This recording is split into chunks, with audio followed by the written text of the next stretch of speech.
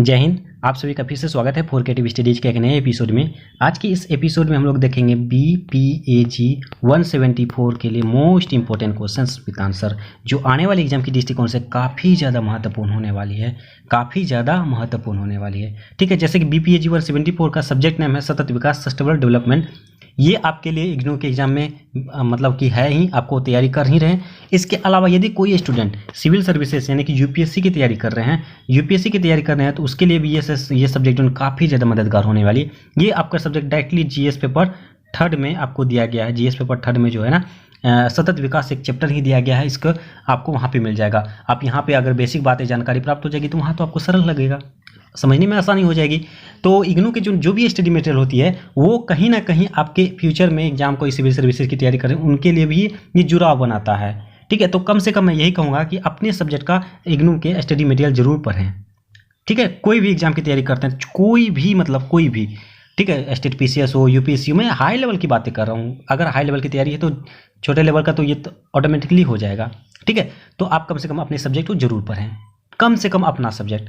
और मुझे ये पर्सनली पता है क्योंकि मैंने इग्नू के बहुत सारे सब्जेक्ट को पढ़ा है और पढ़ाया है, ठीक है, आप सभी को पता होगा। और जैसा कि BPAG 174 का ये लगभग 10 से 15वां क्लास है, ठीक है। और इसका एक प्लेलिस्ट बना दिए हैं जिसका लिंक आपको डिस्क्रिप्शन बॉक्स में मिल जाएगा। आप सभी क्लास जरूर करें, ठीक है, काफ़ी ज़्यादा मददगार होने वाले। और मैंने हर सेशन में ये बताने का प्रयास किया है कि किस तरह से आप आंसर राइटिंग करेंगे, कहाँ कौन से टॉपिक्स को ऐड करेंगे जिससे कि आपको अच्छी तरीके से अंक प्राप्त हो, एक टॉपर किस तरह से बन सकते हैं, इस तरह से मैंने बताया आंसर राइटिंग, ठीक है, कि किस तरह से आंसर राइटिंग करेंगे जिससे कि आपको अंक प्राप्त अच्छा से हो। और ये आज का सेशन जैसे कि देख पा रहे हैं, सतत विकास के 17 लक्ष्य, ये आपको डायरेक्टली भी एग्जाम में क्वेश्चन पूछे जा सकते हैं, ठीक है। और इनडायरेक्टली भी इसको किस तरह से आप आंसर राइटिंग में ऐड करेंगे ये बताऊंगा आज के सेशन में, ठीक है। जैसे कि आपके कोई क्वेश्चंस पूछे गए और पूछे जाएंगे ही जाएंगे क्योंकि ये सब्जेक्ट नेम है सतत विकास, तो इसके बारे में आपको पूछे जाएंगे सतत विकास क्या होता है, सतत विकास की टिप्पणी करेंगे, ये करे वो करे। तो उसमें आपको जैसे ही इसका परिभाषा देंगे, परिभाषा देने के साथ साथ इसके 17 लक्ष्यों में से कुछ पॉइंट अगर आप ऐड कर देंगे ना तो आपके अंक जरूर बढ़ जाएंगे। बाकियों की तुलना में जो ना आपके अंक अच्छे तरीके से प्राप्त होंगे, ठीक है। तो कुछ अलग करना है हमें, ठीक है। तो इस 17 लक्ष्यों को आपको जानना बेहद जरूरी है। अच्छी अंक प्राप्त करना ये हमारी रणनीति होनी चाहिए।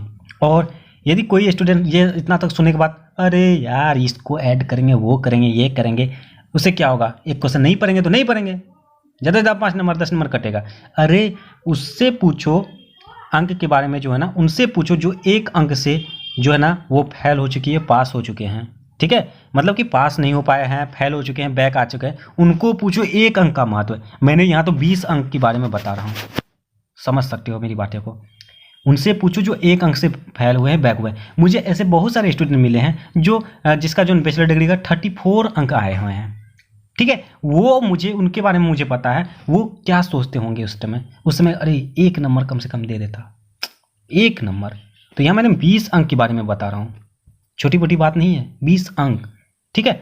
तो कहीं ना कहीं ये सेशन इंपॉर्टेंट होने वाली है, ठीक है। तो चलिए देखते हैं आज के सेशन में जो कहा जाता है सतत विकास के 17 लक्ष्य। तो आपको आंसर राइटिंग में इसको ऐड करना है। इसमें जो सतत विकास के टोटल 17 लक्ष्य होते हैं जो ये गवर्नमेंट के द्वारा बनाई गई है, ओके। तो इसमें आपको ध्यान रखना है 17 के 17 लक्ष्यों को। अगर आपको ध्यान नहीं है 17 भी तो उनमें से कुछ पॉइंट आपको लिख देंगे ना तो फिर भी आपको अंक मिलेगा, ओके। तो ध्यान रखना है। देखिए पहला कहा जाता है गरीबी के सभी रूपों को पूरे विश्व से समाप्त करना, यानी कि गरीबी को जड़ से हटाना। केवल भारत में ही नहीं, ये विश्व स्तर पर इस गरीबी को हटाना है, ठीक है। ये मुख्य लक्ष्य, सबसे प्रथम लक्ष्य जो है सबसे महत्वपूर्ण लक्ष्यों में से एक लक्ष्य है गरीबी को समाप्त करना। और कहा जाता है भूख की समाप्ति, खाद्य सुरक्षा और बेहतर पोषण और टिकाऊ कृषि को बढ़ावा देना, ये भी 17 लक्ष्यों में से एक लक्ष्य हैं, ओके। इसको आप जो स्क्रीनशॉट लीजिए या वीडियो को पॉज करके जो आप नोट्स तैयार कर सकते हैं, आपको जो जैसी भी सुविधा मिले, आपके जैसे भी सुविधा, स्क्रीनशॉट लीजिए या वीडियो को पॉज कीजिए, वो आप अपने इच्छानुसार कीजिए, लेकिन इसका नोट्स जरूर तैयार करें। ये आपके आगामी एग्जामों में भी मतलब काम देने वाली है, ठीक है। तो मैं इस तरह से एडजस्ट करके आपको स्क्रीन दिखाऊंगा। और कहा जाता है थर्ड में सभी उम्र के लोगों में स्वास्थ्य, सुरक्षा और स्वस्थ जीवन को बढ़ावा देना, यानी चाहे बच्चे हो, बूढ़े हो, जवान हो, सभी युवाओं को, सभी व्यक्तियों को अच्छी तरीके से स्वास्थ्य देना चाहिए। जिस तरह से आप सभी देखते होंगे सरकारी अस्पताल बनाए जा रहे हैं, ये भी सतत विकास के लक्ष्यों के 17 लक्ष्यों के अंतर्गत चलती है, ओके।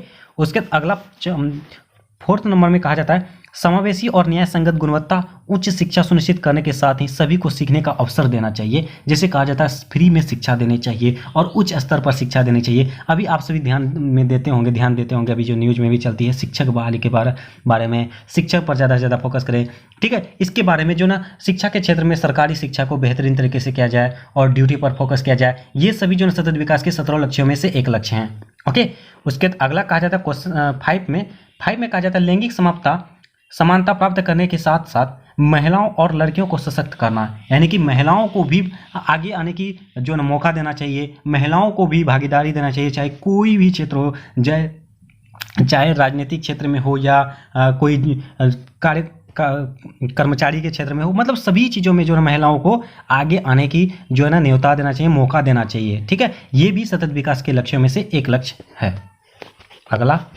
अगला कहा जाता है सभी के लिए स्वच्छता और पानी की सतत प्रबंधन की उपलब्धता करना चाहिए, यानी कि आपको शुद्ध पानी उपलब्ध कराना, ये सतत विकास के लक्ष्यों में से एक लक्ष्य माना गया है। उसके बाद कहता है सस्ती, विश्वसनीय, टिकाऊ और आधुनिक ऊर्जा तक पहुंच सुनिश्चित करना। कहा जाता है हर घर बिजली होनी चाहिए, घर घर बिजली होनी चाहिए, ये भी एक सतत विकास का लक्ष्य है। आधुनिक ऊर्जा जो लेटेस्ट ऊर्जा है उसके बारे में और टिकाऊ तरीके से आपको ये बिजली उत्पन्न होना चाहिए, आधुनिक ऊर्जा उत्पन्न होनी मतलब कि उपलब्ध होनी चाहिए, सुनिश्चित करना चाहिए।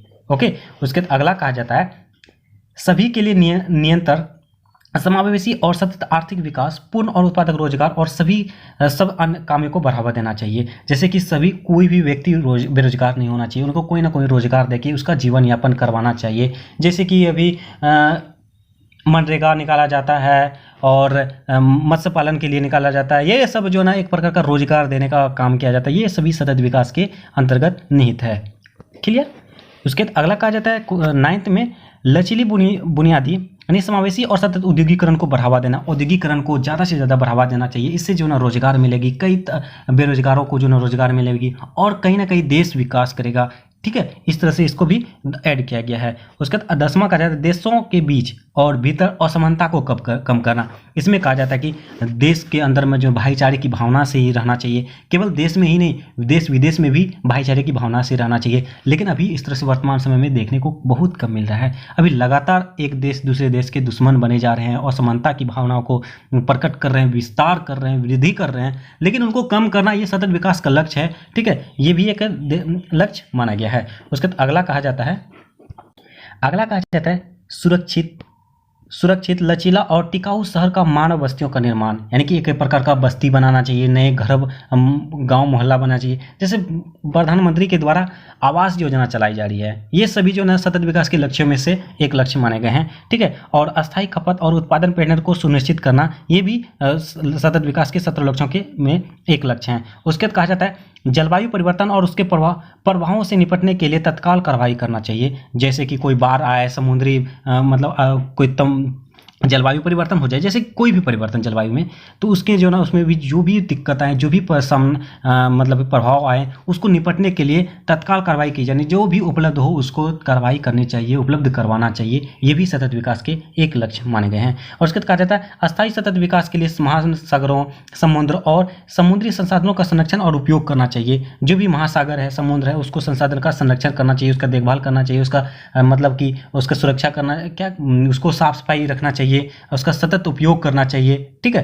तो ये भी लक्ष्य माने गए हैं। उसके बाद अगला कहा जाता है सतत उपयोग को बढ़ावा देने वाले स्थलीय पारिस्थितिकी प्रणालियां, सुरक्षित जंगलों और जैव विविधता को बढ़ते नुकसान को रोकने का प्रयास करना चाहिए। जैव विविधता को जैसे कि वन कटाई पर रोक लगाना चाहिए, कम से कम कि वनों की कटाई हो, अब ज़्यादा से ज़्यादा वनों की लगाने पे फोकस करना चाहिए। ये सभी सतत विकास के लक्ष्यों में से एक लक्ष्य माना गया है।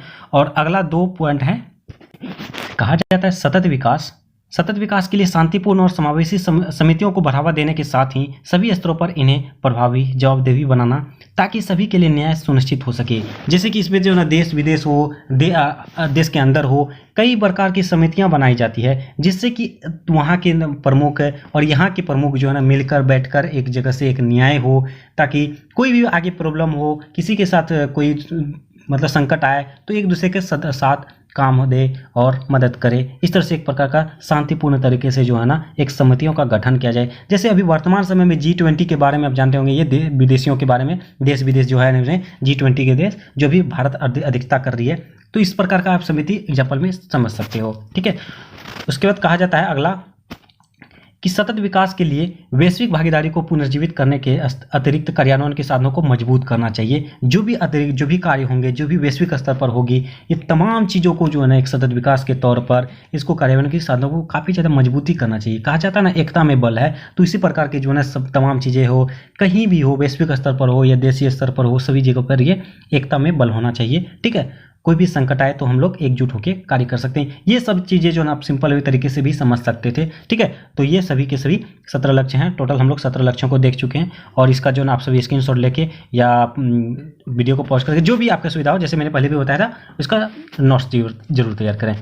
और आप सभी हमारे साथ जुड़े हैं तो इस तमाम सोशल मीडिया की प्लेटफॉर्म पर हमसे जुड़ सकते हैं। जैसे कि यूट्यूब पे तो जुड़े हैं ही, टेलीग्राम चैनल पे जुड़ जाइए, वहाँ पे PDF आपको अवेलेबल मिल जाएगा फ्री में। उसके बाद आपका अपना इंस्टाग्राम ID है जो सारी चीज़ें यहाँ पे देख सकते हो। ठीक है, आप सभी हमारे साथ जुड़िए और उम्मीद करता हूँ ये सेशन आप सबों के लिए काफ़ी ज़्यादा मददगार साबित हुआ होगा। और आज के सेशन में बस इतना ही रहने देंगे।